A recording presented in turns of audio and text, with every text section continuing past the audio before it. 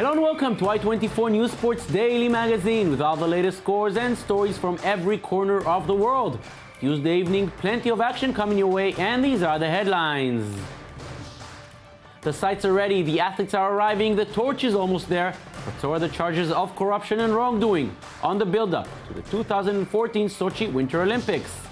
Another day in the office for Kevin Durant, another W for Oklahoma City, keeping the best record in the West and second in the league. This time the losing team was Memphis. If you are the MVP of the Super Bowl, this is where you're heading. Malcolm Smith met with Mickey Mouse in Disney World. His teammates are already back home. And if it's big and noisy, it's probably a monster truck crushing everything on its way, and America just loves them. Hello again, and thank you for joining us. We are live from the Jaffa Port. We begin with Premier League and with a game in the Etihad Stadium.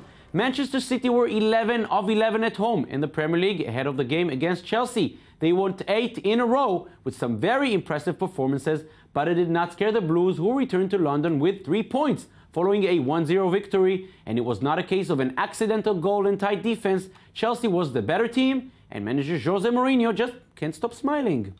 We love it. We love the big games.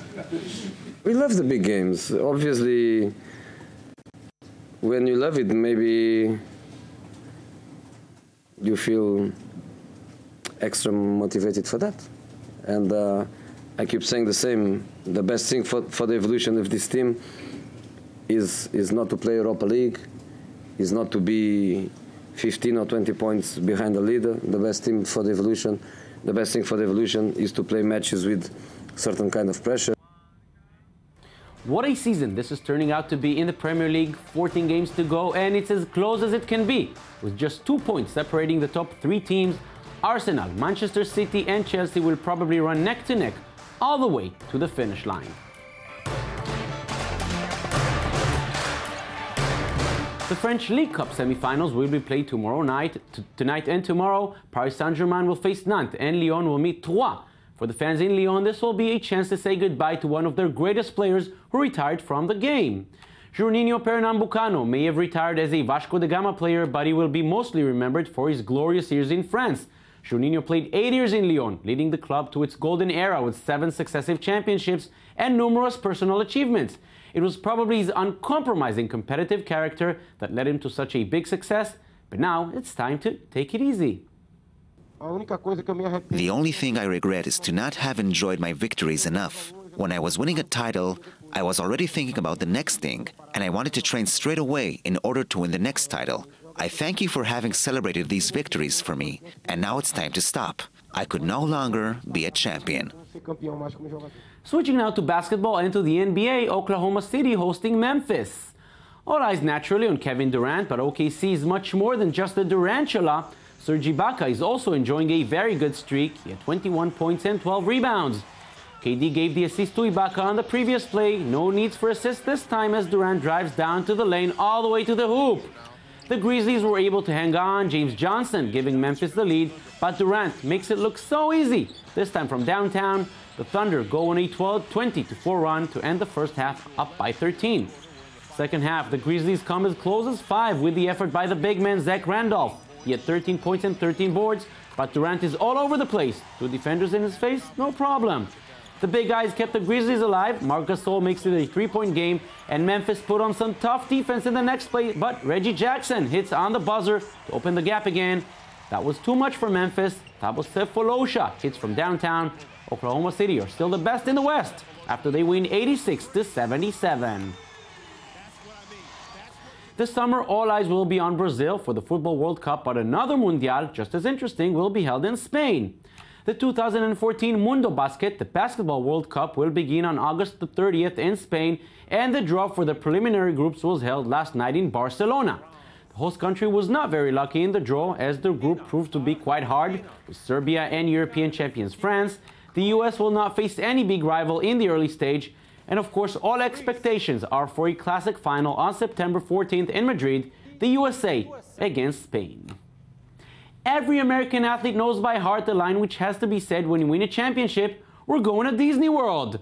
That is exactly where Malcolm Smith found himself just a day after winning the Super Bowl and being named the MVP. Mickey Mouse, Goofy, and their friends gave a warm welcome to the most valuable player of Super Bowl 48, and he sure was delighted to enjoy the sun of the Magic Kingdom. Smith will now join his teammates for the homecoming parade tomorrow in Seattle. The Winter Olympics in Sochi are practically here. Delegations are already arriving and the opening ceremony is just 3 days away. But every day brings new allegations of corruptions and wrongdoing, making this one of the most controversial games in history, with a lot of questions to be asked about the legacy of the Sochi Olympics. Lise Barenbaum reporting. Yep. Just days before the opening of the Winter Olympics in Sochi, the Games have been plagued by the scandals surrounding them, from financial mismanagement and political maneuvering to ecological and security challenges. Vladimir Putin's personal project is now dreaded by athletes and denounced by NGOs. In 2007, the IOC awarded the 27th Winter Olympic Games to Sochi. The Black Sea resort wasn't a natural choice for the Winter Olympics, and in order to organize the Games, Sochi became the largest construction site in the world. Many new facilities were built, a 40,000-seat stadium, hockey arenas, and skating rinks. An alpine center connected with Sochi through the world's most expensive highway, a new airport and commercial port. All of these facilities were built at the expense of the city's residents. Some of them were even expelled and resettled in low-rent housing projects, all in the name of the Games.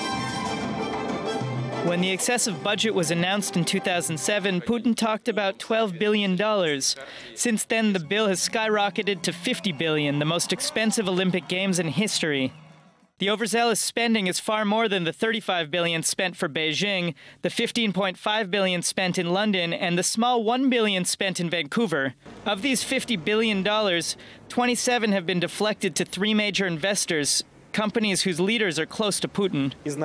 Initially, the whole Sochi project was conceived in a way that would not only produce the Olympic Games, but would also enrich a small number of Putin's close friends. The Sochi project's lofty goals have come at a price. Putin has not hesitated to exploit people and natural resources in order to speed up the preparations for the Games. 60,000 workers have worked in Sochi, many working in slave-like conditions, threatened repeatedly by non-payment, passport confiscations, and evictions. To add to the scandal, homosexuals have been targeted by the Russian government, especially after the passing of a law banning homosexual propaganda, a law which has caused global outcry. Currently, the main concern in Sochi is security. With 2 bombing attacks in Volgograd, near the Olympic site, there has been increased security measures in the region, deploying more than 60,000 police officers on site. The Russian president has even set a special law regarding homeland security, permitting wiretapping and abusive arrests. However, despite the demonstrations taking place around the world against the Games, Putin continues to hold his own, and it seems like nothing will stop him in the Winter Olympics in Sochi. And now to look at the sports in the Olympics is figure skater and our Winter Olympic expert, Wendy Rohde. Hi, Wendy. Hi. Wendy, today we'll speak about slalom, alpine skiing. This is a very popular sport worldwide. Are the events in the Olympics or the event in Sochi are going to be just as popular as it is, say, in the entire world? I think so. The alpine skiing events are always in the Winter Olympics. Some of the most watched events, they get a very large portion of the television coverage. And I think it's because they offer a variety of events.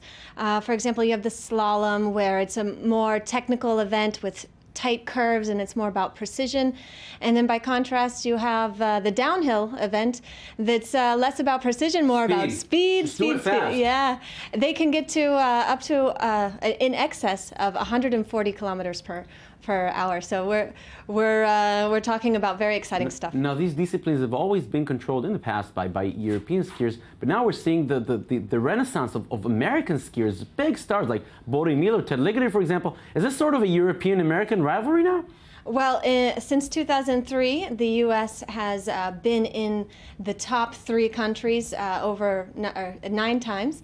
But still, when you look at the history of alpine skiing victories, the top 3 nations are still Austria, Switzerland, and France. So U.S. is 4th now. It's not quite in the top 3, but I think we'll see that change in the few years. Another American star, which we will not see, unfortunately, in Sochi, is Lindsey Vonn, the Olympic gold medalist from 2010. Unfortunately, she's injured. She will not be there. How much of a blow is that to the game? Because she's perhaps the biggest celebrity when it comes to skiing.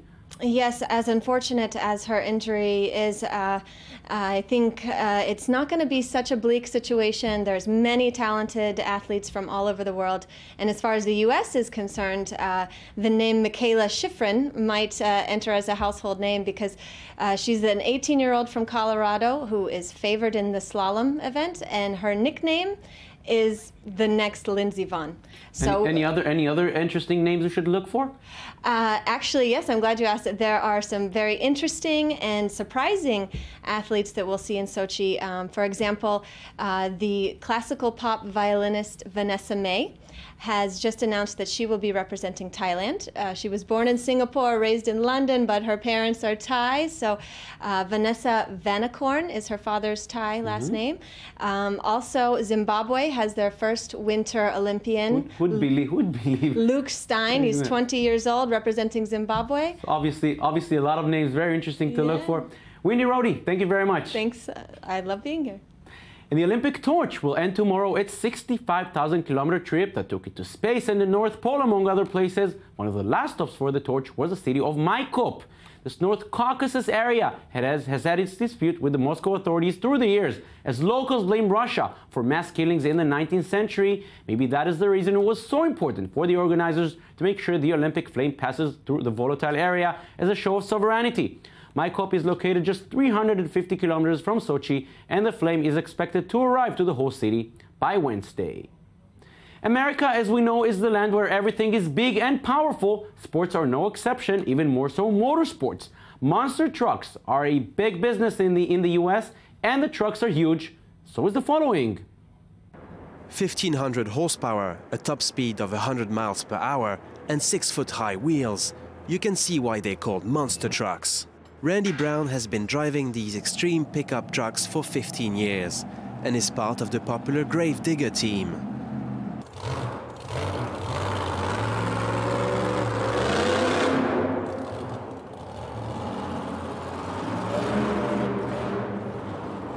With their custom-made engines and ability to fly over 100 feet into the air, monster trucks have a big following in the United States. You know what? I think it's just the size of them. I mean, it's 10,000 pounds, 1,500 horsepower. We're taking these big machines, we're soaring them through the air 30, 40 feet. I think it just gives everybody a break from their everyday norm, and some people at work, they get frustrated, they want to break something. We're out here breaking it for them.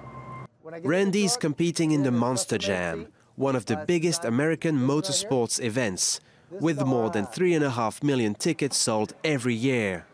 The Gravedigger team can count on its fans to cheer them on. Yeah? Well, I mostly like Gravedigger. Gravedigger's your favorite? Gravedigger. At the end, he spins around. From what I know, it's a bunch of monster trucks getting together, doing stunts, and a bunch of drunk people. It's going to be pretty cool. Tonight, 5 trucks compete in 3 categories: racing, freestyle, and wheeling.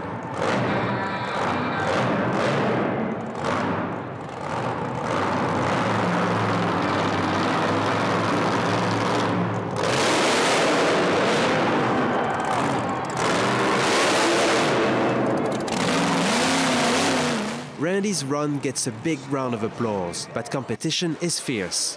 One after the other, drivers throw their best stunts.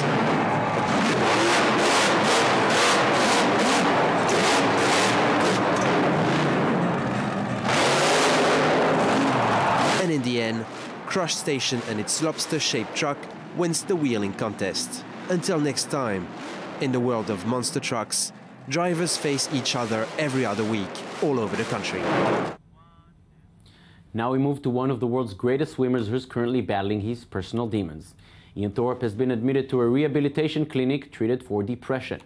The 5-time Olympic gold medalist was found disoriented on a Sydney street on an early morning hour by police responding to a call from residents. According to his manager, Thorpe has been wandering on a mixture of antidepressants and painkillers for an injured shoulder when he sat in a car which he thought belonged to a friend. Thorpe has been fighting a long battle with alcohol and drug abuse for over a decade. And we'll finish today's show in Kenya, where some of the world's best athletes gathered for the grand opening of the Lorna Kiplagat Sports Academy in the western town of Iten. The opening marked the use of the first tartan track outside Kenya's capital, Nairobi. The new track was officially opened by some famous long-distance athletes, including double Olympic and double world champion Mo Farah and the women's marathon world record holder Paula Radcliffe. In a colorful ceremony, organizers of the London Marathon, whose financial grant made the project possible, also announced the date of the 34th edition of the London Marathon, which will be run on April the 13th. That's it for today. Thank you for being with us. Don't forget you can watch us anytime on our website at i24news.tv. We're also on Facebook and on Twitter. See you again tomorrow, same time, same place. Have a beautiful day.